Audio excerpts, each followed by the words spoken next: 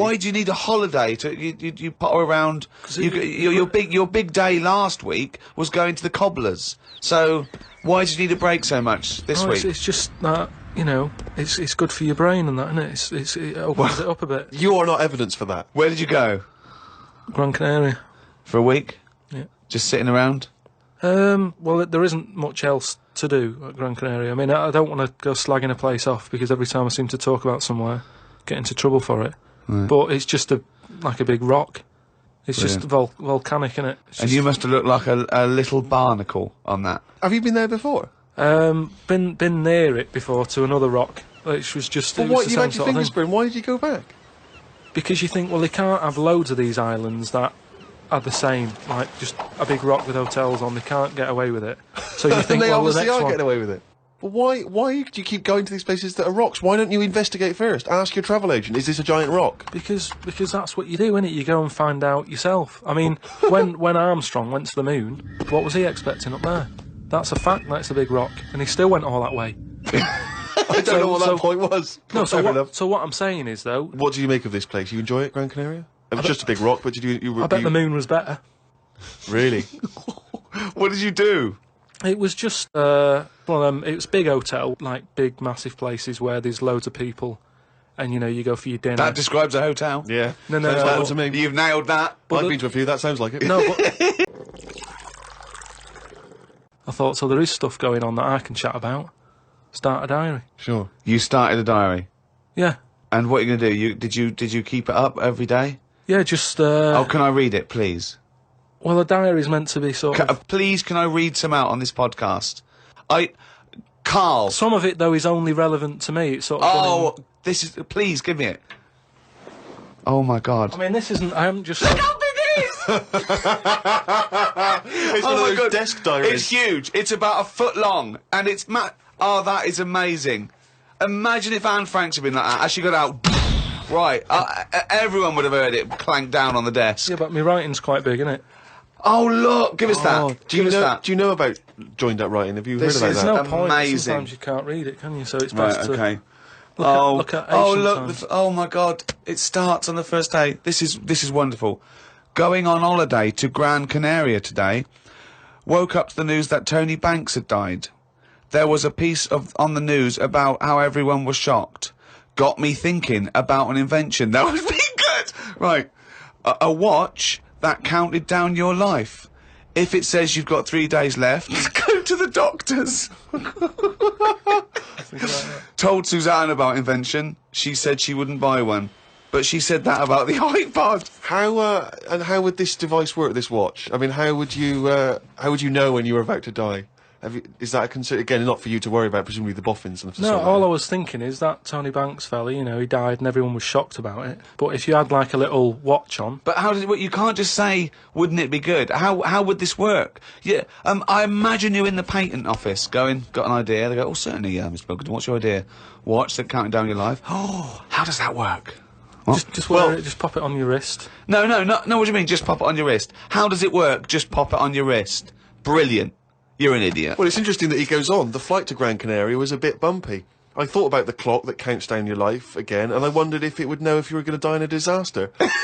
No, he's querying his own design. He's wondering if it would know. He's invented this. And now he's not even sure. This is a brilliant diary. This might be the best diary ever written. Oh. While sat listening to the Kinks on my iPod, I wondered if everybody thinks in their accent. I know I do.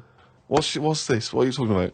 Just that, you know, when I've been sat there lying on the lounger, right, and I was thinking about stuff. How do you know you think in your accent? Tell me a typical thought. Because what I mean is, say if I was like, if I saw something, right, do you know how I say, like, oh, that's a bit weird, isn't it? No, but that was I don't have said. to. But when you think, I don't think the sentence is like I'm saying it. It's just a thought. The thought appears. It's conceptual and it's already there. It's not like I go, Rick, what? Just looking at that fellow over there, were you? Yeah, I was. Yeah. I was thinking it looks a bit weird. Oh, so was I. I don't think out whole sentences. Whereas you have Karl, stop listening to the Kinks for a minute. Look over there. More cross-eyed people. No, well, that's Is that how your mind works? In a way, yeah. And Brilliant. that's when, because I thought, Explains a lot. It's great that he has to think of that whole sentences. because I thought, that's weird, isn't it? Like, I didn't think, that's weird, isn't it? And I thought, I actually think in my accent. And then I thought, does Stephen Hawking, does he, when he's doing his maths and that, is he, I don't know where he's from, so I don't know what his accent would be like. I think he's from Kent or Cambridge or Oxford. Or Right, something. so, So you think he might think in his voice, in that voice his box computerised thing. voice? Just wondered. Had lunch inside today due to shite weather. Sat next to an old fella. Old men's ears and noses carry on growing as they get older. Suzanne noticed his fingers were fat too. Maybe they continue to grow. Suzanne didn't laugh when I said her arse had the same problem. Day 3, cloudy. Did you have a nickname? Not really. I mean, there was a lot of people on the estate that I grew up on. You know, nicknames are big things on estates and that. Yeah. A lot of my dad's mates, right? What their nicknames did was tell you about them. Do you know how I said about the Elephant Man's a good name? Yeah. Because, like, you know what you're going to get. If someone said, Elephant Man's popping around in a bit, it wouldn't be a shock when he walked in. Yeah. Right? So it worked in that sort of thing. You know, so there was John the Screw, right? John the Screw? Yeah. Whether he had sex a lot or he worked in a prison. No, he had a DIY shop. so you had him, right? There was Fred the Veg, Yeah. which is I assume it's because he was at the same IQ as you. Or he was in a coma. Yeah. Right. there was my uncle Tattoo Stan. All right. Yeah, he had like loads of tattoos that he'd just done himself. Oh my Right. God. The problem was, because he did his tattoos himself, the ones on his left arm were really good. Because he was right-handed. On his right arm, rubbish. Right? So there was him. Great. And there was Jimmy the Hat. Jimmy the Hat. Yeah. Did And he that- always wear a hat? No, he didn't. That was the point there. That he never wore a hat. That's amazing. Brilliant. How can you pick up on someone never wearing a hat? How would you ever notice? I'll tell you what, I've noticed something about Jimmy. What? Go on. He doesn't wear a hat. Why was he not called Jimmy the Parrot? Because he never carries a parrot. No, but that's just the way. I mean, that's how they work in it. I mean, Here comes Jimmy Three Legs. Why'd you call him that? He hasn't got 3 legs. I didn't really have one apart from like I had a CB. You know, like when you'd go on a CB radio and have a chat to people. Oh, this was a craze in the, was it late 70s, early 80s? Sort of early 80s. And it was just short band radio, wasn't it? Everyone had these little handsets and they'd speak to each other in the sort of local area. Yeah, it was mainly. I think it started off with like Lorry truckers drivers, and isn't it? Yeah, truckers, yeah, because there was that thing from like about 1977, whatever it was, Convoy, yeah. Yeah, so I had one of them, and the handle. I had two. Handle different mean names. is your nickname, your Yeah, name? there's loads of code stuff. Yeah. I had a couple. I had there was Pilky 01, because Right. like I say, there's a lot of Pilkingtons and that in Manchester. So if someone wants Pilky 02, it's open. Do you know what I mean? They can have it. And then Like it's people scrabbling. I want a Pilky one. and then because I did boxing and that, Well, you did it once. Yeah. I'd Boxer Boy. Because I thought that's quite a good image as well. That's kind of like people going, oh, don't mess with him. Do you know what I mean? Yeah. If he asks what your handle is, tell him. Do you know what I mean? Yeah. It's Boxer Boy and that. Yeah. So, just had them two, and I used to just go on there and... Pointless. What is the point of this? Well, you just meet people, don't you? And you So- don't meet people. You say, "What's your handle?" They go, "Box Boy." What's yours? Rubber duck. All right, cheers. No, It's but ridiculous. then you'll say, like, then you go, oh, what's your 20? What's that mean? That's, where are you? Well, why don't you say, "Where are you?" Because just in case there's someone who's listening in who you know, you hear about this all the time, don't you? People listening, jotting stuff down. Oh, right. So, just in case someone in the world doesn't know what handle means, they're out of the loop. They're out of the loop. It's not a difficult code to crack, is it? If Yeah. you're trying to track someone. It's hardly the head of the mafia talking to each other because the FBI are on the wire. It's ridiculous. Like, I go, "Oh, you keep saying that, what's your handle?" And they come back with something else. I can't work out what's going on. No, it's like anything, isn't it? That's what codes are all about, isn't it? You set them up and that. Go on, and tell me the code then. Reveal at long last to the world what Yeah. these codes are. Right, so Yeah. what's your 20? Where Oh, are you? this is better than the Enigma. Yeah. Right, now here we go. Right. How many candles are you burning? Does that mean how big's your car or something like that? Horsepower or something? See? No, that's Oh, how old what are you? time is it? No, how old are you? What? How old are you? Okay. Right. Right. How many candles you burning, of course. Yeah. So what's the answer come back? You go, I'm 15. 14. Brilliant.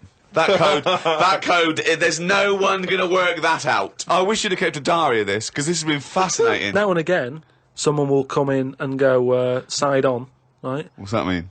And that means, like, there's someone sat there listening into this chat and going, this sounds interesting. Yeah, no, it doesn't. Unlikely. Yeah. And they want to join in, so they sort of go side on, you go, side on, bring it in, right? And they go, alright. How many candles are you burning? Yeah. What's your 20? That's it goes round again. Yeah. See you later. What's your 20? How many candles are you burning? Oh. And, I mean, it seems to me that what you should have done is made a note the first time, so that when you then speak to them again, you don't need to ask them those questions. Can I just confirm that you're burning 15? Right, this is extracts from Karl's diary. Did podcast and went for an Italian with Ricky and Steve. Italian place is good. We've been there a few times. I always have the same thing, spaghetti. Can't remember what everyone else had. Last time we went there, Steve had little octopuses with pasta. You could see that they were octopuses. They hadn't been cut up or anything. My rule is that I only eat stuff that looks nice when it's alive. A cow, a chicken, some fish. An octopus is an odd-looking thing alive. Even worse when it's dead and limp. It looks like it just shouldn't have been sat in the spaghetti. Yeah, I agree with that.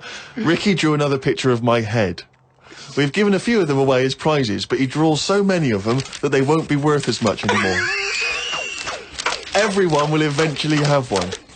Like those pictures of a boy crying that caused houses to burn down in the 1980s. What does that mean? What are you talking about? It's just some kid. My Auntie Nora had one, and it was just like a kid with like a blue jumper on, and it's like a painting, not a photo. Yeah, exactly, yeah. And he's just crying. Like a chocolate box. It's really awful, sort of sugary. And what happened is they found out that a load of houses were being set on fire or burst into flames, whatever. And the weird thing was, oh, it's bollocks. every house that burnt down had that photo. Yeah, because every house had that picture in the fucking 70s and 80s. Idiot. It's like, we're linking it to sinks. Every house that's ever burnt down had a sink. You're talking shit again. Carry on. This is from Anne-Marie. She says that she loves the podcast. She listens with her 7-month-old baby. That cannot be a good idea. And she says this to you, Karl. If you had children, what is the most important lesson you'd want to teach them? I mean, in a way, if you sort of look after a kid too much, it doesn't learn that much. But if you let it learn by its mistakes, it'll probably grow up all right. But there are some mistakes you can't afford it to make to learn from. Yeah, driving a car the wrong way down a motorway. Testing if the fire really is hot. No, but say like the time... Does broken glass really taste horrible? These are lessons you don't want it to learn from mistakes. Yeah, you can tell them that. Yeah, but what I exactly. mean is, there's certain things that I just think there was a kid who grew up in our avenue, right, on the estate, who, when it was born, right, we kind of thought it's got no chance, this kid, because its man was a bit of a rumman.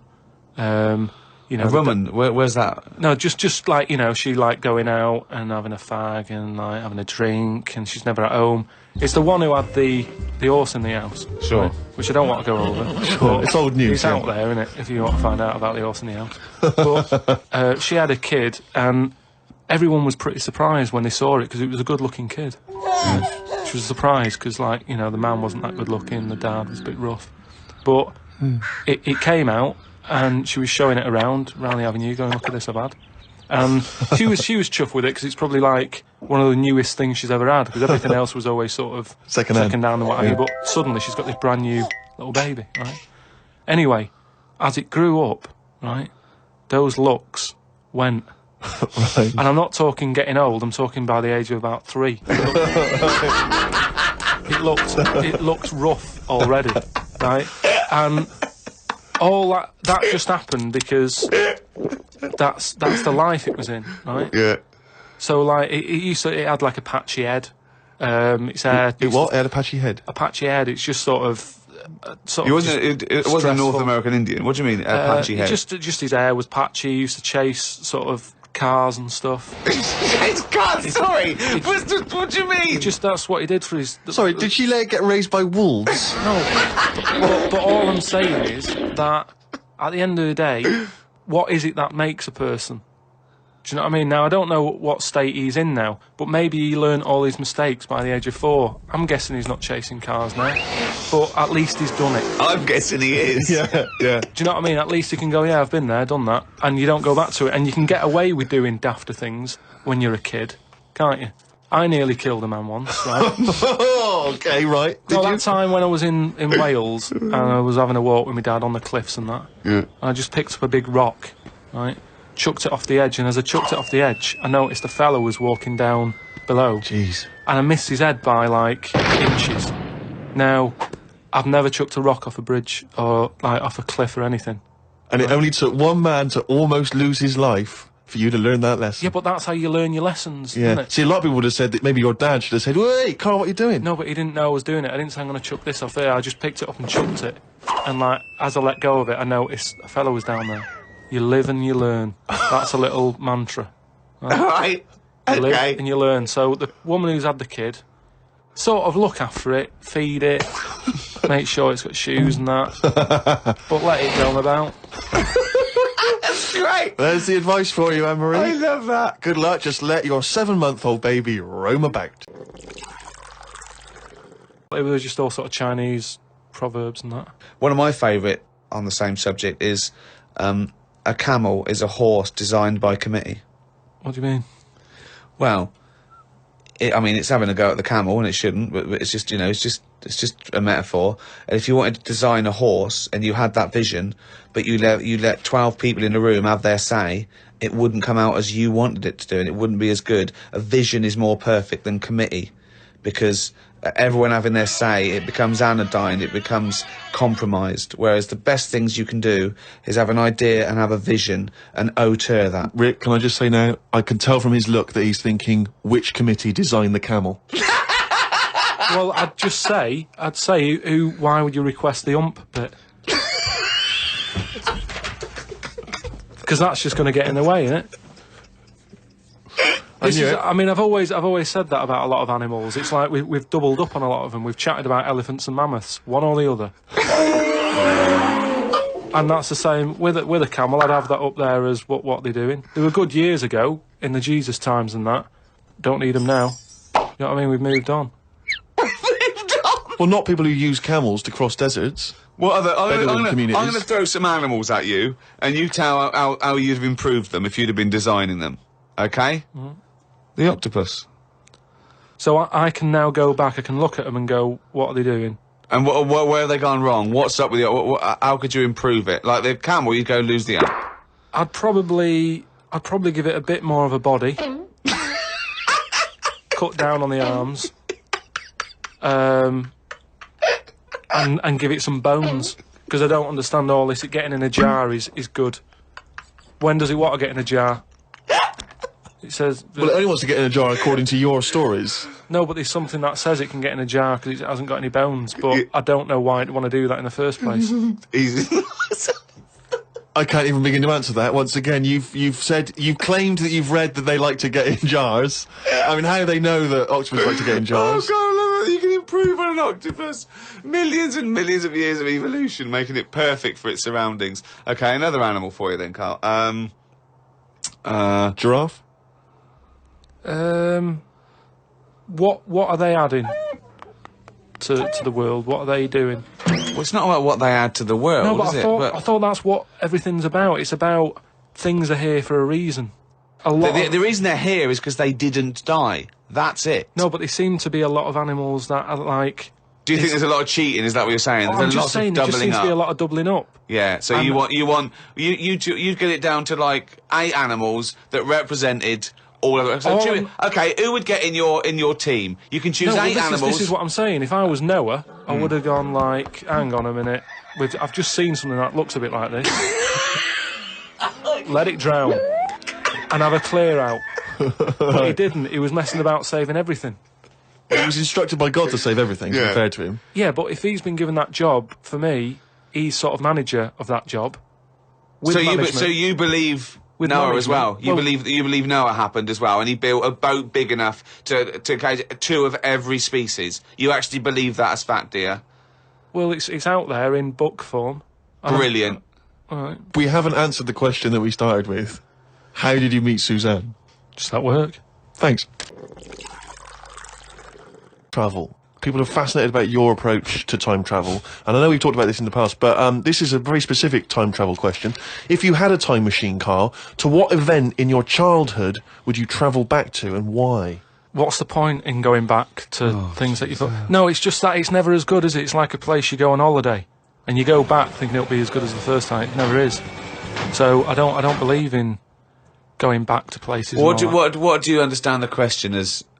Do you think they're asking, would you go back like a ghost and spy? Would you go back and you've got your childhood back? You are that child again. You're in the body. You are the child, or you've got your adult head and experiences. On, you Rick, I really don't think Karl was thinking there was any of those variations. Let's be honest. But now that you've flagged them up, I think he was thinking of him as he is now in school with a cap on. yeah. But Too big for the chairs. yeah. Come on. No, I don't think I would go back. It's all happened now, isn't it? Yeah, but it's an email for our own amusement. Well, okay. Choose an event. Okay, forget the time travel thing. No, hang on. I think let's clarify one of Ricky's points. What if you could go back and you could live that moment again? How would you do it differently? There's been times where I've gone, oh, that was a bit out of order or whatever. But then you learn from your mistakes, don't you? So I don't want to go back and change stuff, because it's like that thing that they go on about, innit, where they blame the butterfly on an earthquake. You know, it's going to happen. If it wasn't that butterfly, it's another one. So why pass the buck, is what I'm saying. So you've got no regrets. There's nothing in your past you'd want to change or do differently? What about if you went back and you spied like a ghost on something? You couldn't change anything, but you could have a look at someone and just sort of look like what? like Ebenezer Scrooge does with the Ghost of Christmas Past. He goes back and he's sort of like looking at himself dancing and stuff. What would you do? What would you go back and have a look at? Yeah, but you're asking me to change. I don't want to change. Yes, it. you're not changing, you're just observing. It's impossible. All right, I tell this you what. question, it's not going to happen. You're not going to have to do this. It's impossible. Right, yeah, I nearly died once, didn't I, on an ice pop. Right. Right. Now, maybe if I would have died, I'd say, well, let's go back to that, and I won't have an ice pop. You wouldn't be doing the podcast if you'd have died. You wouldn't be having this email put to you. What are you That's talking absurd. about? You're now saying you're rewriting history and then going back to change it. Yeah. There's no need. You didn't die. And we've changed it. You can't change anything. You're just going to go back and watch them. Would you like to go back and watch yourself choking on a Mr. Freeze? No, that's what I'm saying. That's why I wouldn't go back now, because I'm all right.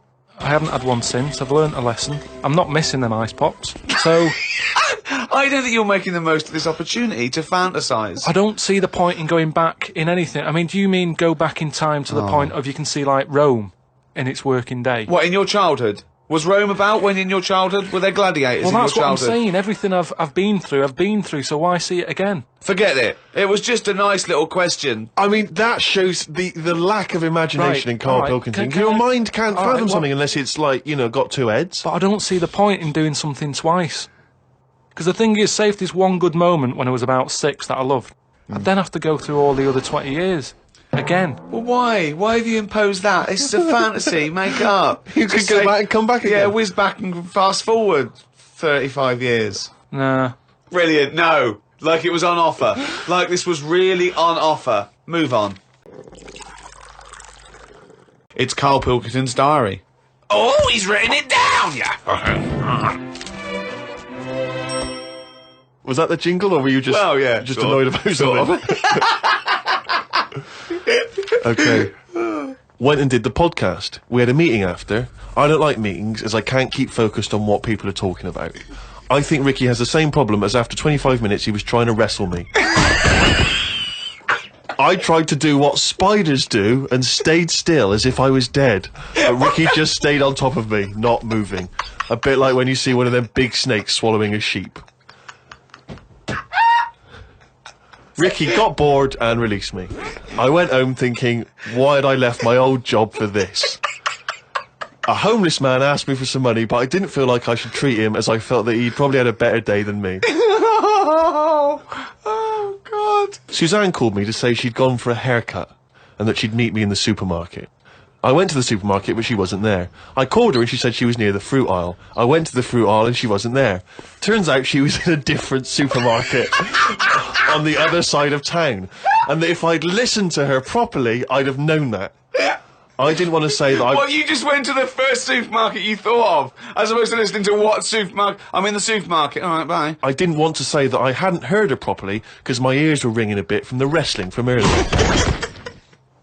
25 minutes later, I met up with Suzanne. Her haircut wasn't that bad. Normally, her haircuts are followed by an argument between us, as she pays over the odds for some daft haircut that's the latest style. Brilliant. I wish she'd take a picture out of a magazine or ask for a style rather than letting the hairdresser do what she wants. I said I only tell her to do this as she's got a square head, and a close-cut hairdo makes it look squarer. She said, "What do you think of this cut?" I said it looked alright, as I couldn't be bothered arguing about it. It's weird writing a diary. I don't know who thought of doing one of these first. The last time I did one was at school. They used to get you to do it so they could keep an eye on whatever you were up to. My diary used to say the same thing every night. Got home, went to the shop to get potatoes, bread, milk. Went home, watched telly, went to bed. I think I might have gone to Twiggy's Dance Club just so I had something different to write. You've not told us about Twiggy's Dance Club. It's just, you know, I sort of, when I was a kid, I sort of gave everything a bit of a go. I did boxing and that, didn't I? Gave that a go. For about 45 minutes. And, yeah, a mate sort of said, "Oh, you know, you're into your dancing, your robotics and that, you're doing your body popping, right? Body popping and that." He said, "You ought to come to Twiggy's." And, I went there, but I didn't go in, it was shut. They were just having, like, loads of toilet rolls delivered. I think, like, they were, like, using it as a storage place for toilet rolls and that. So I said, "Oh, I've come to have a dance." And like, "Oh, not tonight, come back tomorrow." I never went back. Brilliant. What a waste of an anecdote. Right. Brilliant. Just mean, like, say if, you know, they're running out of ideas for TV programmes and that, right? They get someone who isn't well. They go, "Look, do you mind if we make a programme on you?" And what they do, they sit them in the bed and they go, "Right, what we're going to do now is take out the heart but replace it with a pacemaker." Right, No. Sorry. People with pacemakers don't have their heart taken out and a pacemaker popped in. Alright then. Some sort of machine. What I'm getting to is... Have you been playing Operation? What I mean is the big finale would just be a head chatting with loads of wires going into it, and it's like, look what we can do with science. That's what the programme's called. It's the same every week. The volunteer is just a head with loads of wires coming out Look of it. what we can do with science. And he's going, "Goodbye." "Oh, I feel ill." Got some post delivered to me today. It was... Oh, this is This great. makes it in the diary. Got some post delivered to me today. It was addressed to Mr. Dilkington.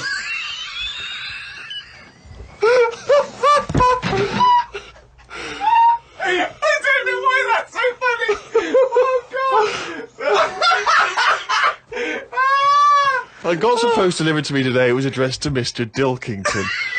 I opened it and the first sentence read, "Dear Mr. K. Dilkington, you're one of our most valuable customers." I put it in the bin.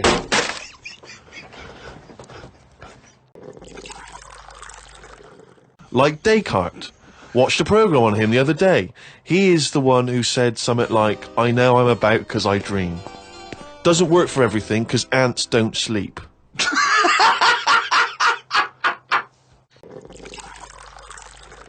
Question from Jade. Karl, what would you change if you were in charge of what kids are taught in school?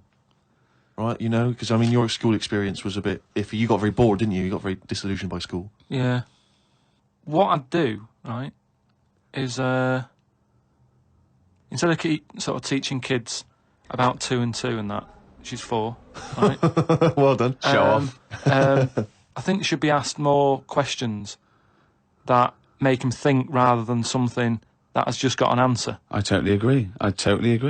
right? So, So teaching them the quest for knowledge inflaming their But imagination. just freaking them out a bit as well. Just going like... I knew that's where it was going. Because as soon as you started talking, Rick, I was thinking you're thinking some of the big existential or philosophical questions. You know, does it mean to be human? What does it mean to interact with other humans? To be a human. Or teaching them sort of like philosophy on a basic level, that, you know, teaching them the love for learning. So, you know, get them up to a roots level so they want to learn and then they will learn, as opposed to just teaching them facts. Whereas... He was thinking, freak them out a bit. Yeah. No, just like, you know, like I read the other day, and someone sent it in on email, like how there's a dishwasher that's been found on Mars. Rubbish. Whoa, what? But it's not true. So tell them that. But it's not true. Go home and write about it. How did that happen? But it didn't happen. Well, it did happen. It was in a science magazine. No, it didn't happen. There's not a dishwasher on Mars. Why not?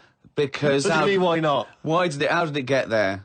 But we're always sending, like, rubbish out there and that. It's like... Not dishwashers. What, you think the council take it away and they go, where can we put it? Well, the tip's full. Well, where's the nearest thing we can dump this? Mars, I imagine. No, but the same way that fella who, I don't know, was it 2 Christmases ago, when he was messing about saying I can get stuff to Mars and all that, he did it wrong because he did it on, like, Boxing Day, and I just think nobody's concentrating. No one wants to work on that day. It's kind of like, do you know what I mean? They're going to do stuff sort of half-arsed, aren't they, on Boxing Day?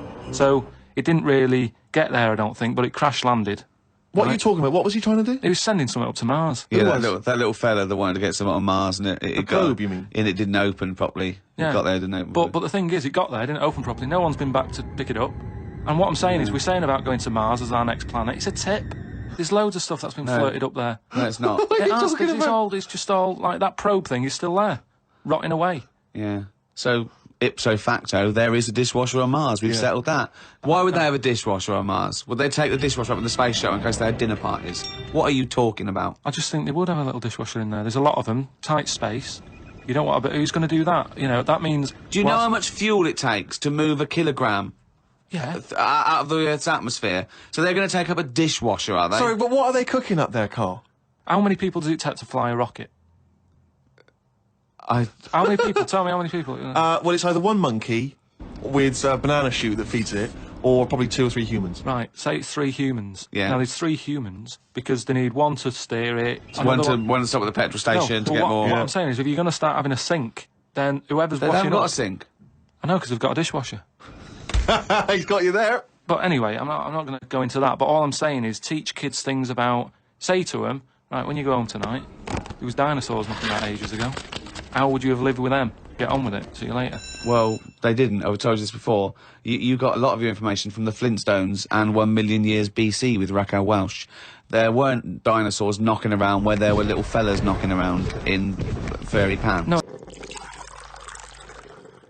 Question from Kevin. He says, Karl, other than the famous boxing match that you've often talked about, I know that took up about 20 minutes of your time, have you ever been in any other kind of fight? I don't suppose a slanging match. I think they're talking of ever been in a physical fight. Once that I can remember. It was over a woman. Well, a girl. I was at school. Yeah. And it was because, like, it's hassle, innit? Right, relationships when you're younger. How old were you? About 7. It was over a woman. Go on then. Yeah, go on. And there was this girl knocking about who, you know, she was quite good looking, everybody liked. And my mate, he really liked her. And I didn't sort of ask her out and that, but she just sort of took a shine to me and stuff, right? And didn't really go out with her properly. It's at that age where going out with someone is just like sort of going, all right, in the morning, do you know what I mean? You just sort of nod your head. Yeah. And that. Anyway, there was some sort of school disco. And they were playing Spin the Bottle or something, right? And I sort of wandered over to see what was going on. And I stood on this girl's dress and put a hole in it. And she started crying. I was like, oh, I can't be doing with this, right? You know, what's up with you? It's old, what's up with you? And everyone's going, Karl, what are you doing? That's meant to be your girlfriend and that. You should be sort of saying, oh, I'm sorry, and giving her a hug and all that, and saying it'll be all right, we'll sort the dress out. I said, oh, I can't be dealing with this. Right? So she's crying her eyes out, I said, it's over, right? Oh, it's over, you saying, all right, in the morning. Yeah. No more of that. Yeah, there's no more. Right. In the morning. So I go to the toilet, right? And this lad who fancies her comes in and goes, you're out of order, you know. I'm saying, what are you on about? Sorry, there's 2 7-year-olds. Yeah, you're out of order. Keep out. Yeah. Cut it out. Show her a bit of bloody respect. Sorry, were you wearing trilbies? Yeah. He put his cigarette out in the sink, and he just said, "Leave it." Get out of my face. So I just sort of said, look, why are you getting involved and all that? Yeah. 2 7-year-olds. Yeah. Why are you getting involved? And it was obviously like, because, you know, he fancied her and that. We had a bit of a fight in there. Yeah. I accidentally, you know, sort of chipped his tooth on a sink. Wow, is it like a proper... Sorry, this is like someone from Lock, Stock and Two Smoking Barrels. Yeah. What are you talking about? 2 7-year-olds in a toilet. So you put a hole in her dress. I don't know how that... What were you wearing, football boots? How did you make a hole in her dress? I don't know, it was like that sort of material. You were like, wearing winkle pickers. like crepe, you know what I mean? It was like a crepe dress or something. Yeah. Right. And that got a hole in it. So you're having a... And when you say you're having a fight, I mean, are you wrestling with it? You got arm locks and a little bit headlocks? of wrestling and shoving about and that. And it was an accident. I didn't sort of go, right, I'm going to break your teeth or anything. It's just that I happened to push his head down and his tooth hit the sink. Right. And it chipped and what have you. After that, like, I sort of left there and stuff. And we had to go into assembly. And there was a copper in there doing some presentation saying, listen, kids, you know, don't get into trouble because we're out there and we'll get you. Right, so sort of trying to teach the kids young not to get into any trouble and stuff. So I'm sat in the assembly room thinking, oh God, there's a copper here talking, and like my mate's going to come in a minute, like with a chipped tooth and everything. And Questions are going to get asked. That's what kind of happened. I mean, the coppers didn't get involved. Yeah. Did you turn your back on violence after that then? Yeah. He said, you'll never take me alive, copper. So yeah, that was the sort of last fight. Brilliant. What I mean is, we've obviously interfered somewhere along the way, and Well, we we shouldn't have done. interfered, yeah. we shouldn't have done, because it's the same way. Like, if we didn't have planes and that, would we have wings now? If we'd have needed to get about, would we have had wings? No, the answer's no. Next. No, but you say that, but look at the way. Because he's right, he says it because he's right. No, but all I'm saying is, you see that little picture of like an ape to man. Yeah. At first, they're crawling about on all fours because probably you're looking for food, so you want to be down there. So Right. if you're on both legs, you're missing stuff that's on the floor. What sort of time period do you think this... Because, I mean, we started, dabbling with a plane maybe 100 years ago. So what sort of time period do you think this little thing who's scrabbling around looking for food stood up and I walked? don't know. I sort of don't worry about time. Sort of Well, behind- I tell you now, we behind wouldn't have Rome. wings now. If the Wright brothers had said, oh, forget it, we wouldn't have wings now. Well, it's that time again. It's the feature that the world is saying could rival Monkey News one day. Ready? Oh, what's he written today?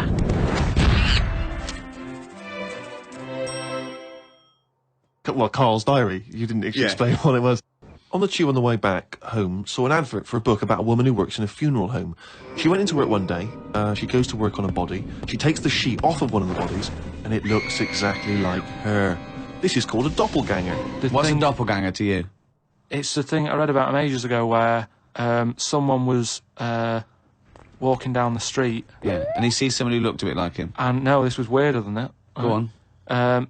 He remembers, like, going down that street as a kid on his bike, whistling. Yeah. And then he's walking down the street, going to get some milk or whatever from the shop.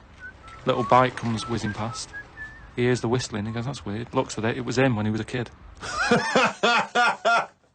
it's like a time. Shit. What do you mean it was him as a kid? This is like a different form of doppelganger. It's just Well, it's impossible, it's rubbish. some sort of time thing, isn't it? No, it's time, but that's impossible, so don't It's worry just some about kind it. of time thing, Rick. No. Yeah, just something some you kind of time read thing. again on the internet, or it was a short story, or something someone told you. On my walk back from the tube, I saw a jogger who was pushing a pram at the same time.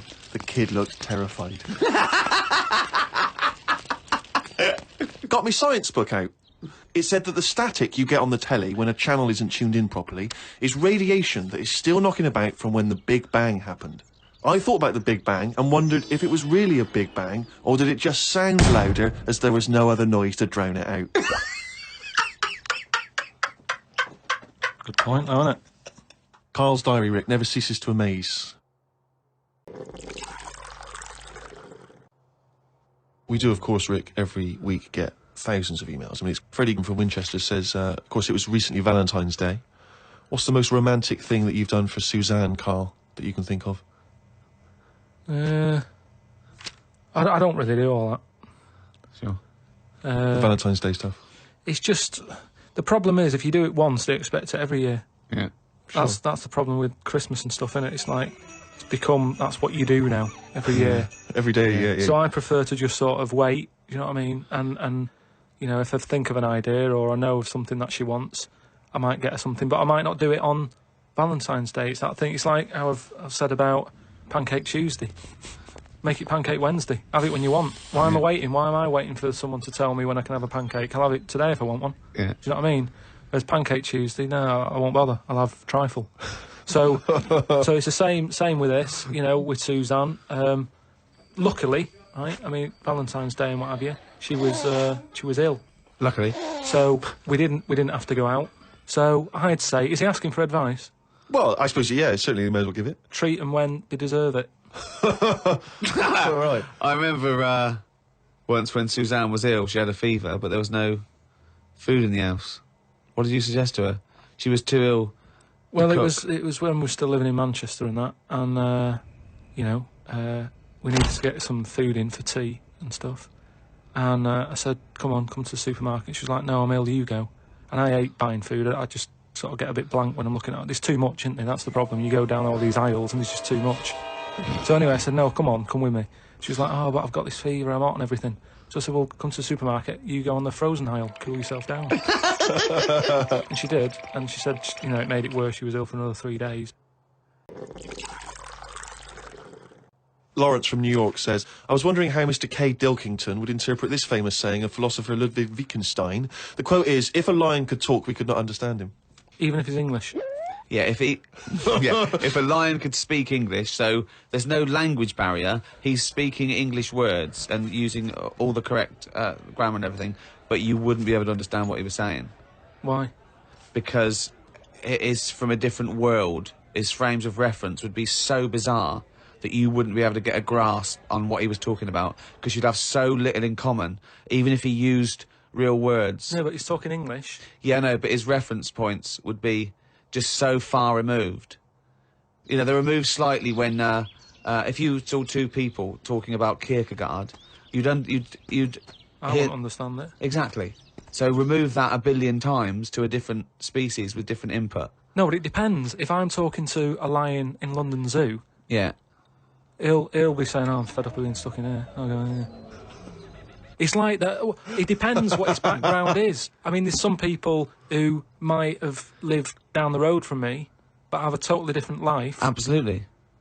So it doesn't matter that it's a lion, does it? Well, yeah, because they're just trying to remove it even more. So now it's not just a bloke who lived a few doors away. Now it's not even a bloke. Now it's not even... Yeah, but I'd pick something smaller, or something, you know, a worm without a mouth. I'd go, definitely not. What? Definitely not what? I wouldn't be having a chat with it. I just think that a worm that's underground, what's it got to offer me? It's blind and it hasn't got a mouth. It's not going to be a good day out with it, is what I'm saying. It's not going to have that much to say to me, even if it's English.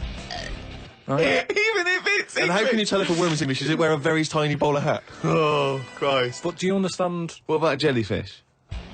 No, you see, I think that's where you can say you wouldn't be able to have a good chat with them, because to me, the sea might as well be another world. Yeah. Right? Yeah. In a way, I think the fish sort of have more rights than us. What do you mean? Just because when whoever made the world, right, say, you know, we're just bigging up God, but if I was to have a go at him, I'd say, you added too much water. Criticism 1 to God, right? So... How would you have changed that? Just more land. Fair enough. Now, why have fish got more rights than us? That was what I was interested in. Because there's loads of them, and when you look at the amount of sea on the world, right, there's loads of that. You only have to like you know, I was in Malaga the other week, right, and you know, you look in the sea, there's loads of different fish, and that's just in like 8-foot water. If you go miles out, there's like all sorts of weird fish, isn't there, with like lights on them and everything. So, and there's just millions of different types. Yeah. Now, But why does that mean they've got more rights than us? just because I think, you know, rights come in numbers, don't they? If you know what I mean. Like, if there's one of you shouting, people go, oh, he's an idiot, shut up, whatever. If there's loads of you shouting, they go, oh, best listen to him, see what they've got to say. Right. And that's what I mean about fish. Yeah. There's loads of fish. Right. So But they're not really making their voices heard, though, are they, Carl? Yeah. I know, because they're underwater. But what I mean is, I don't know what I mean.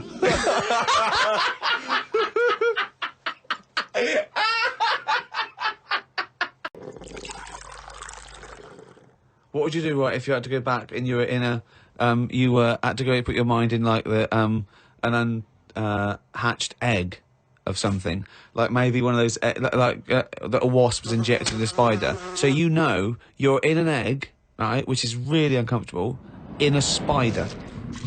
How would you feel about that, Carl? You're a baby wasp in the abdomen of a spider. And I know everything that I know now. I'm sat in there. Yeah. And now I'm in a spider as an unborn wasp. What the fuck am I doing here? What's going on? I don't know what I'll do there. Probably try and sleep. There's nothing else to do, though, is there? I just pray to God it never happens. Learned some famous quotes to see if they are as good as my sayings. Number 1, treat every day as if it's your last. Very famous saying. Now, is that something you do, Carl? But you know, my problem with that one is that if it was your last, you wouldn't want to be doing much. That's the only problem I've got with that. I wouldn't want to, you know, go to a fairground or whatever because you're going, oh, it's my last day, what am I going to do? And I think you'd spend so much time worrying about what you're going to do that you'd end up staying in. I think you're right. You've taken some of the poetry out of it. I think it means live life to the fullest, right? I like the fact that you were musing on the idea that if it was your last day, you'd go to the fair. It's getting such a 19th century way of spending your final day. I know, yeah.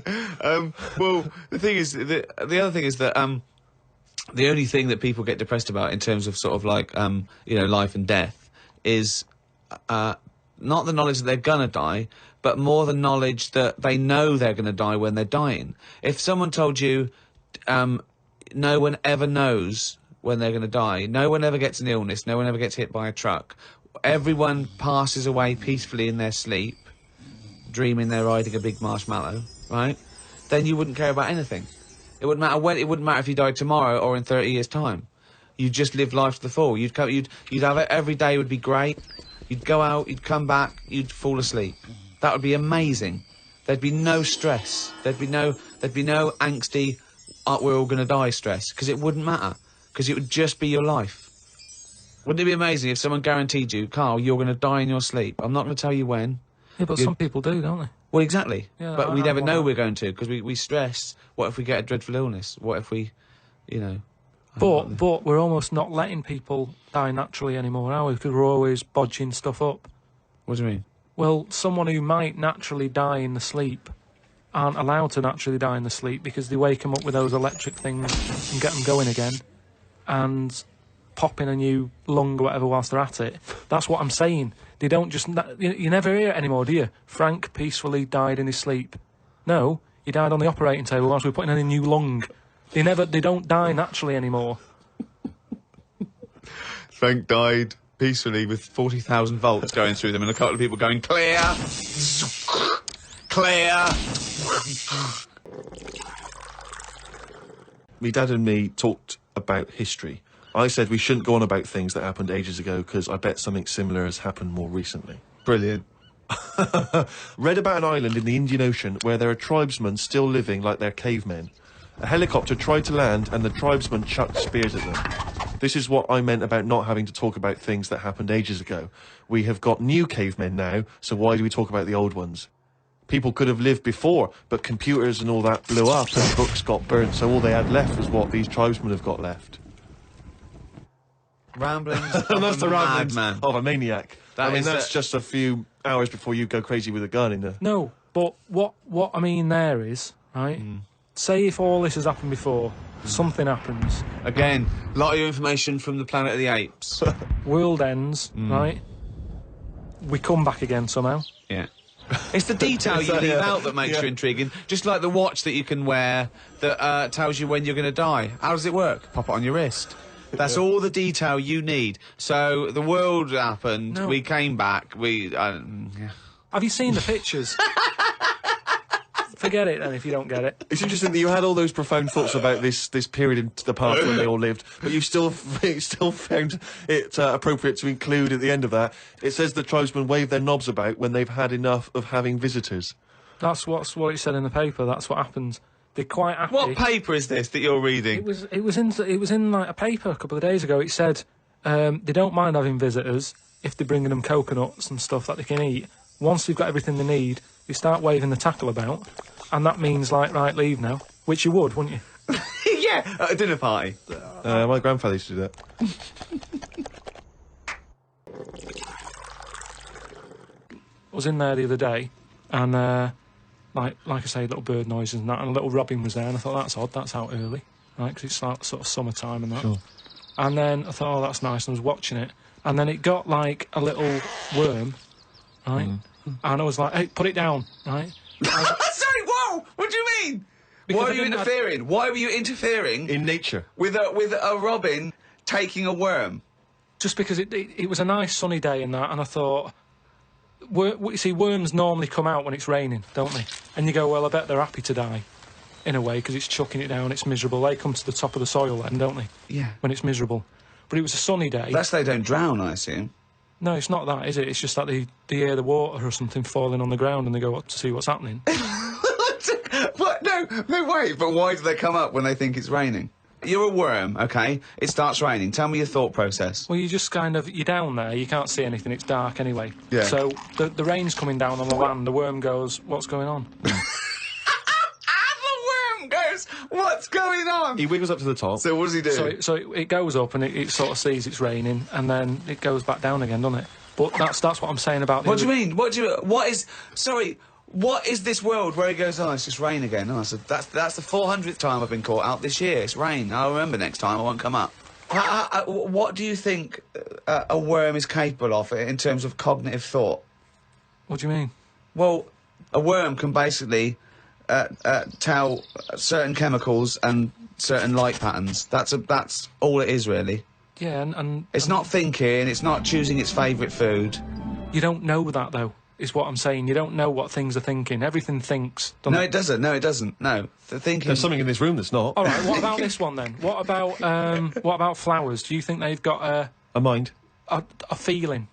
Because here's something that... Again, they use phototropism. They go towards the sun. They close and All right, open. well, here's- Can you they stop grow. using long words, Rick, like sun? Listen.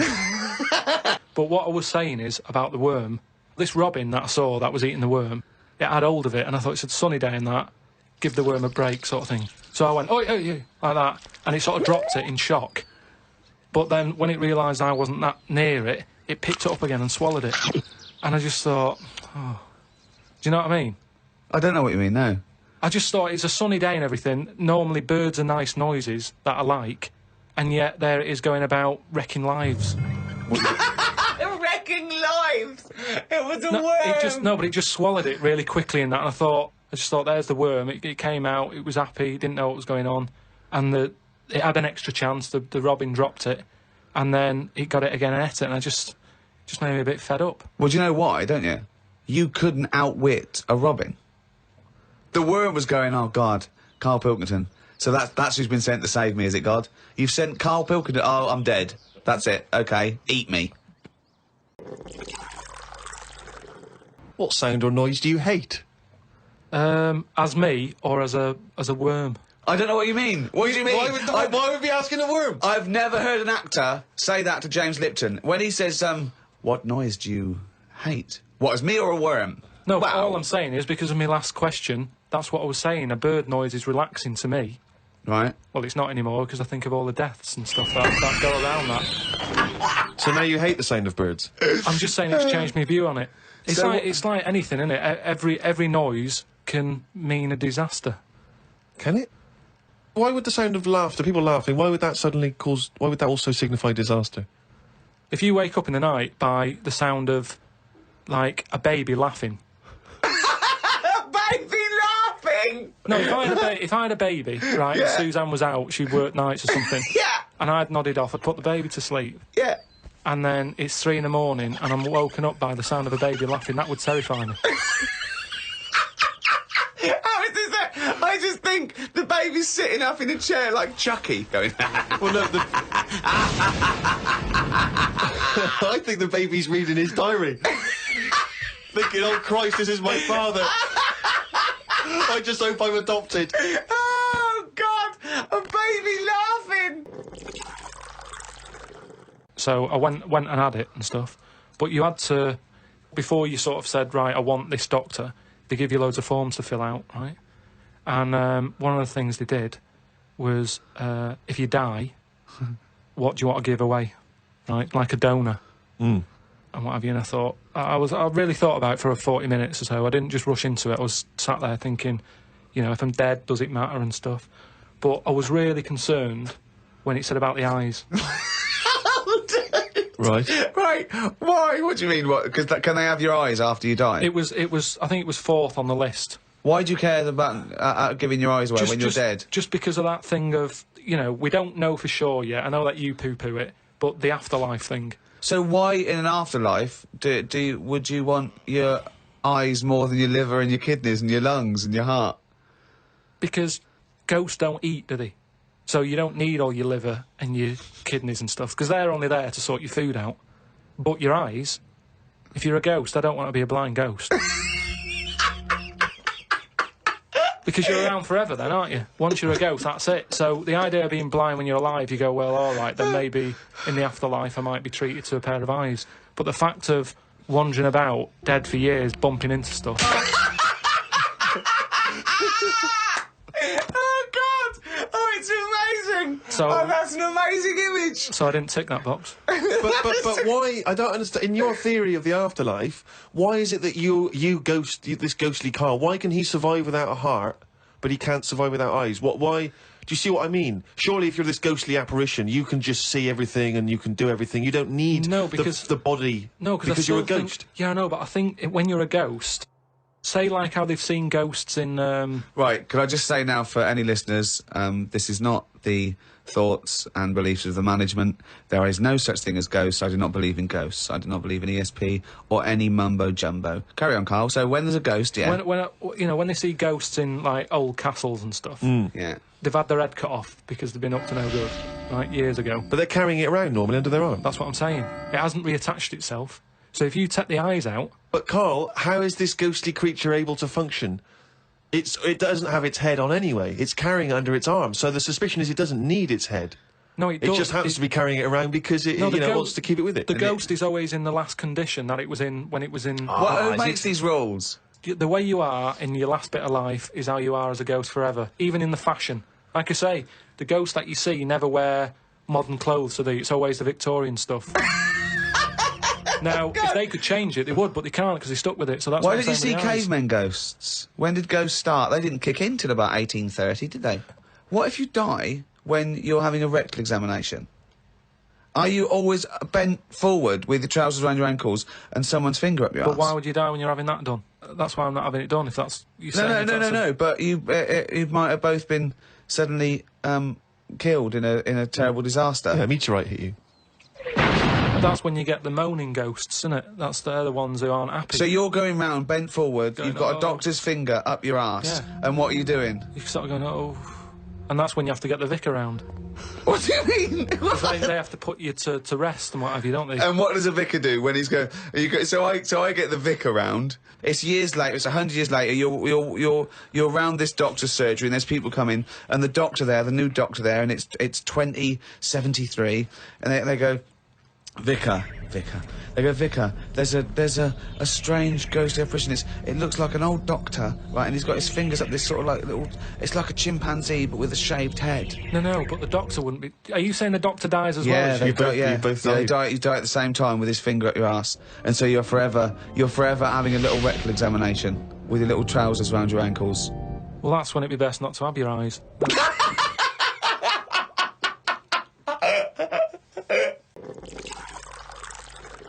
13 is your teenager then, aren't you? Life got tough. Yeah, how did it get tough? Just straight away when I was 13, my mum was like, you know, oh, it's your 13th birthday, you're a teenager now. Right. And she gave us a quid to go and get a cake to celebrate it. Went to the supermarket, got a cake, and I just thought, I don't like the look of this. Don't like the look of the way the future is here. on his 13th birthday. Well, you're buying a cake. What did you see at the supermarket? It was kind of like, I don't know, I suddenly felt grown up. I didn't like it.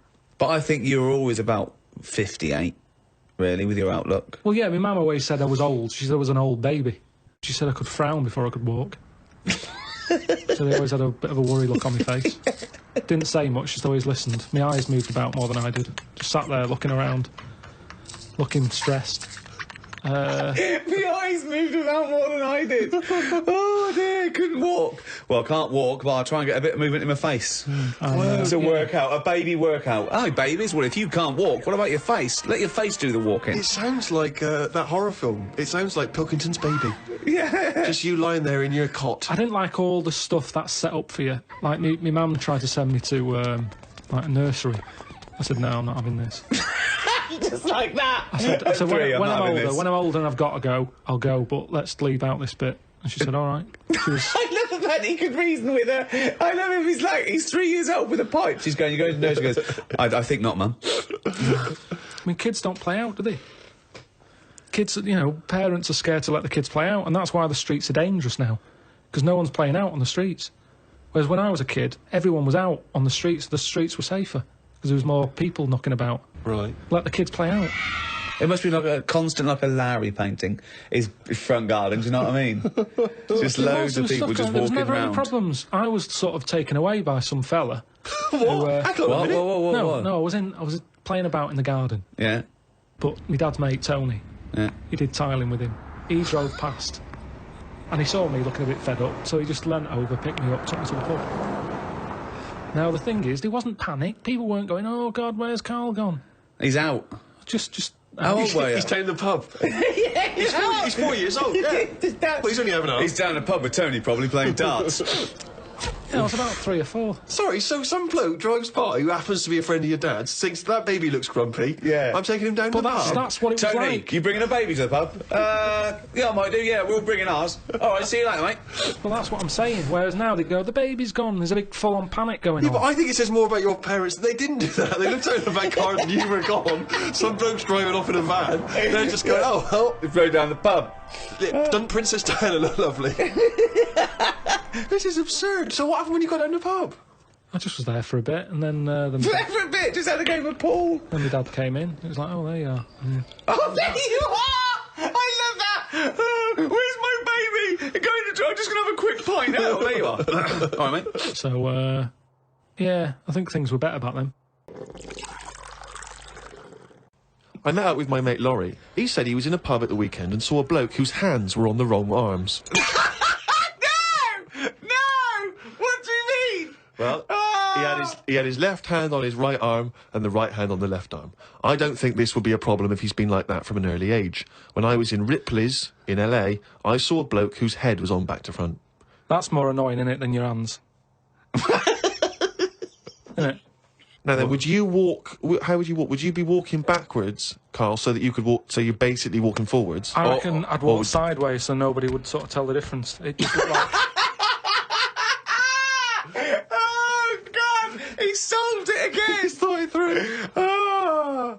Got home and read the magazine. There was a story about a baby that was born that looked like a frog. What magazine's this?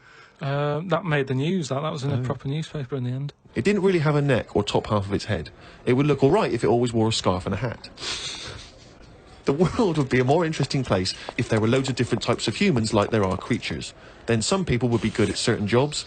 Spider people, ant people, builders, cockroach people, dustbin men. Good idea, isn't it? I mean, Cockroach men, spider men, what are you talking about? Look at some insects, right? Yeah. They don't have machinery, yet they're getting by, aren't they? They have their lives like we do. They get up, they wander about, they collect food, they tidy up, they fix stuff, they make their own house. We can't do any of that. So what I'm saying is, why aren't we using them? Why are these cockroaches with all these powers and stuff going about? It's all these But powers. how could we use them? How could we harness them? Just told you, dustbin men.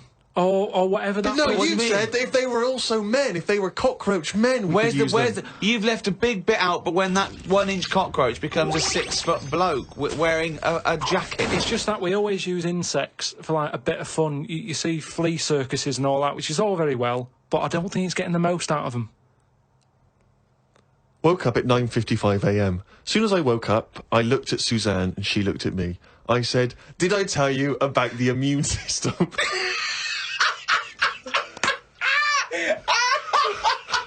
Suzanne started laughing. I said, "It's amazing." She said, "Not now."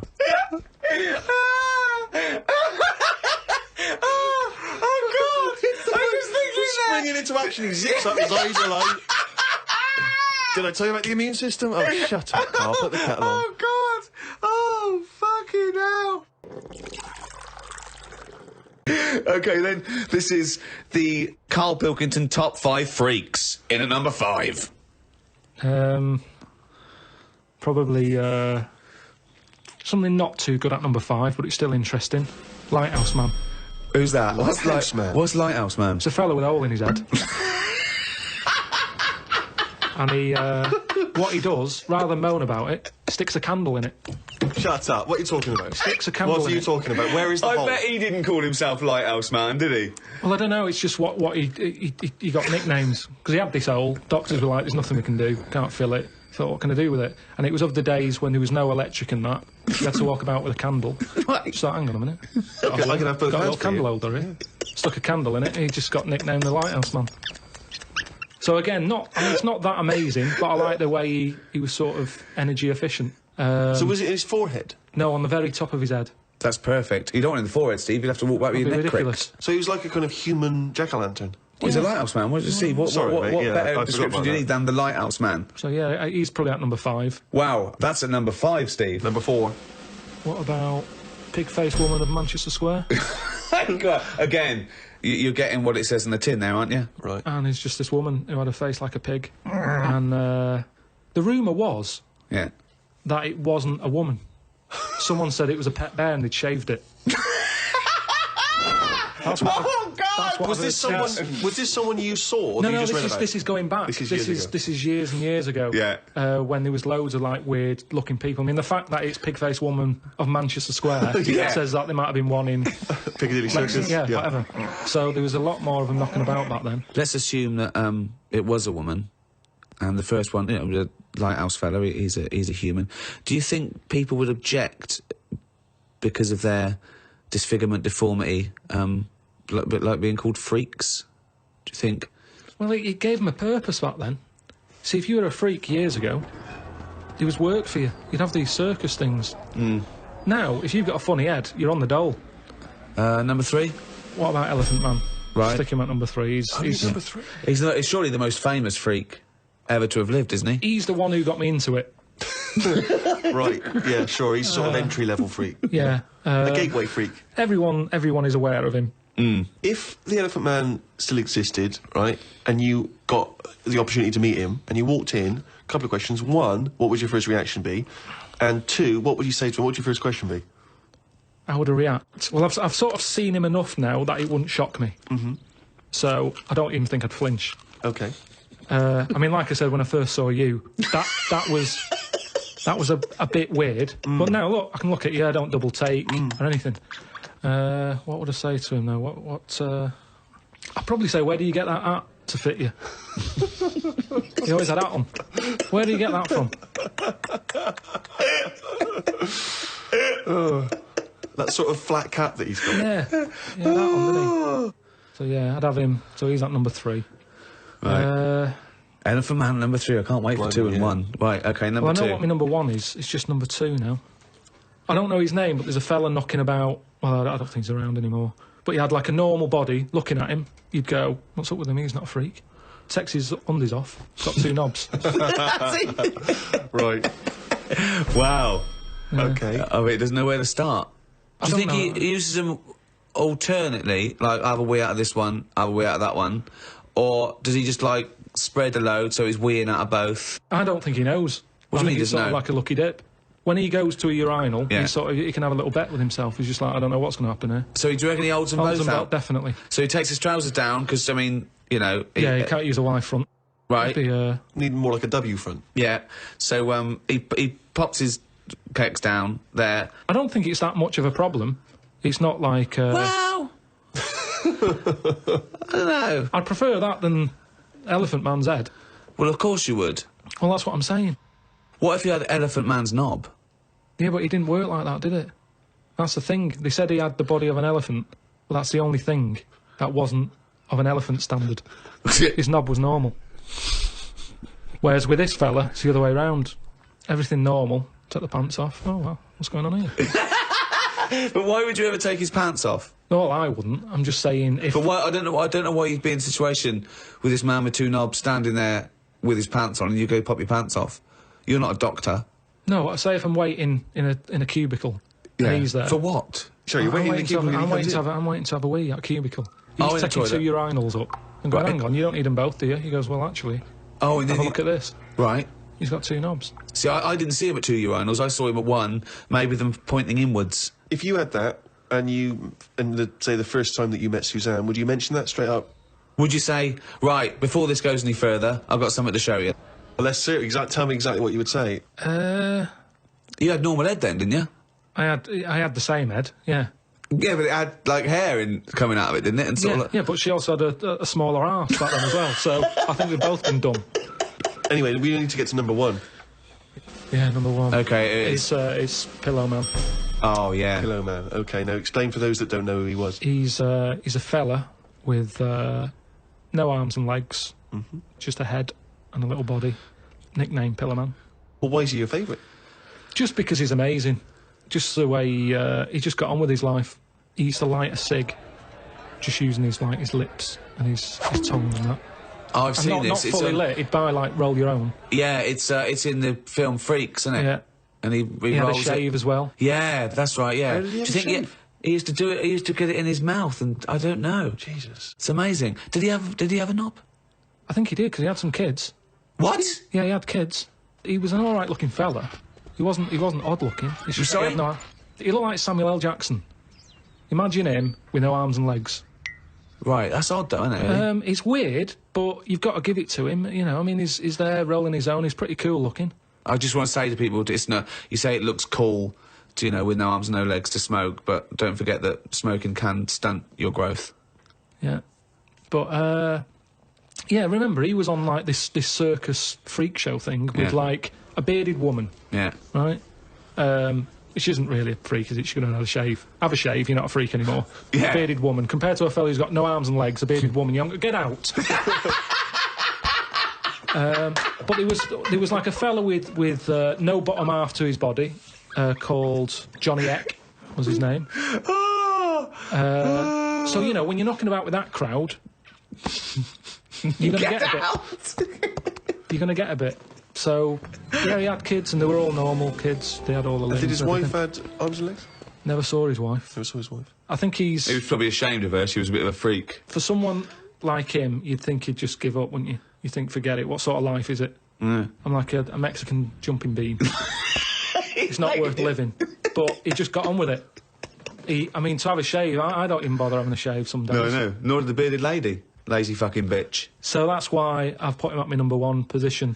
It's just amazing, isn't it, the human, how whatever you dealt, some people just get on with it. Yeah. So yeah, the Pillow Man, or Draft Excluder, as I prefer to call him. There you go. Oh. Now, me and Steve are a couple of big shots. We do this for a laugh, but this is Karl Pilkington's only source of income. This is what you do now, isn't it? This is my full-time job, yeah. What do you think of that? It impresses me. Why? This isn't what I ever wanted. Because I haven't got a purpose, have I? I'm sat here talking about the Pillow Man. If it weren't for him, I'd have nothing to say. It just depresses me. That I just wish I had a job where I felt like I was needed. And I don't feel needed. It's not a proper job. We need you. We need you for money for old road. Yeah. I know, but this isn't. I wanted something that when you die and that, it's you get up to the gates, whatever, and they say, "What have you done?" And then I'm looking worried, thinking, "Is the Pillow Man about?"